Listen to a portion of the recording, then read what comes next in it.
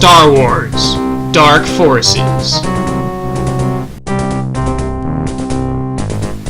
Dark Forces is a first-person shooter made in 1995 where you play as a former Imperial mercenary named Kyle Katarn. The very first level you're dropped into, you are working for the Rebel Alliance to capture plans for the Death Star. Later, you're recruited by Rebels Mon Mothma to investigate an attack that has happened on a Rebel base. The game begins with you requesting your partner Jan Ors, who will be giving you mission objectives throughout the game. While investigating the Rebel Alliance base, you discover the Dark Trooper Project. The game consists of you investigating clues to the Dark Trooper Project, as well as sabotaging some Imperial bases. Eventually, you'll get the attention of the Empire. They will try to take you down, as well as hiring some bounty hunters along the way. What you hire will see to that.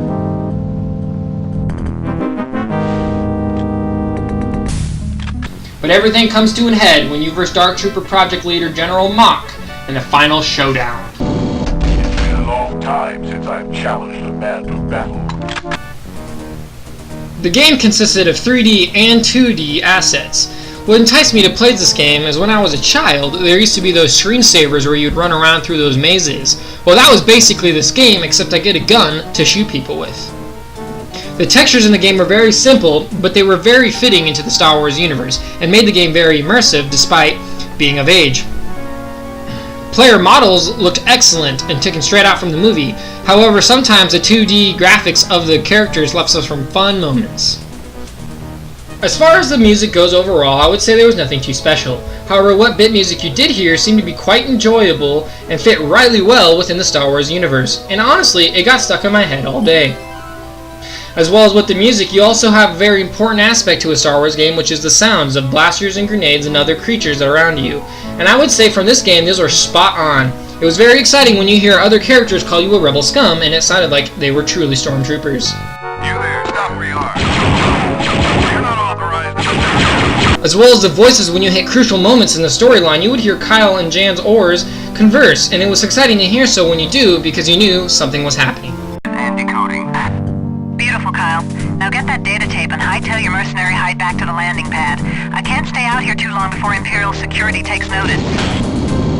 Data tape's in hand. I'm on my way out. Stop, rebels! Kyle, something strange is going down over here. Get back here. I mean it. The gameplay was quite fun. When shooting a blaster, it felt really good. However, sometimes aiming could be tricky. It was very fast-paced movement from Katarn, but when you were going through rooms you've already had been in, you had a sprint option, which was a very nice touch.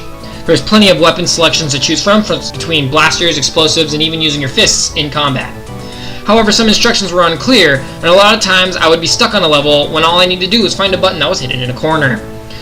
New mechanics in the game kept it interesting, however, where you would have to shoot a button in order to move the floor or open a door, or you'd have goggles to see in the dark, or even a mask to breathe in poisonous areas. And that kept it quite interesting. Although I have to admit that the worst part about it was the jumping mechanics. It could be that I was just very good at it, but honestly, they were ridiculous. Overall, I would say the game was fun, challenging, and there were some solid puzzles, and it was very immersive.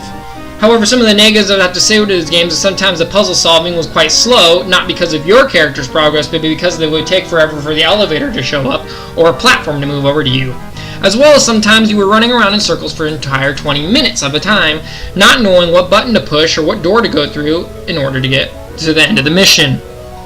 Honestly, the story felt pretty stagnant as well, as you were playing through half the game doing fetch quests, going to push a button or set a charge to detonate something, and there was no progress in the story until around the last half of the game where everything seemed to happen all at once. It was very interesting at that point, but the beginning of the game was very slow. I'm going to give this game two separate ratings, one for my personal opinion and how much I enjoyed it, and a second one as a critic. I give this game a 7.5 personally out of 10 because it holds up over all the years and is very enjoyable, although sometimes frustrating. As a critic, I'm going to give it an 8.0 out of 10, and the reason I'm going to do that is because sometimes I feel like I would rush through the mission or sprint or maybe not pay attention as much as I could have in order to figure out what to do to progress through the level, and that's on me, not the game. With that being said, this is it for Star Wars Dark Forces, and this will be the last we're seeing of Kyle Katarn. This is an unfortunate setback. The Force is strong with Katarn. Wait a minute, what?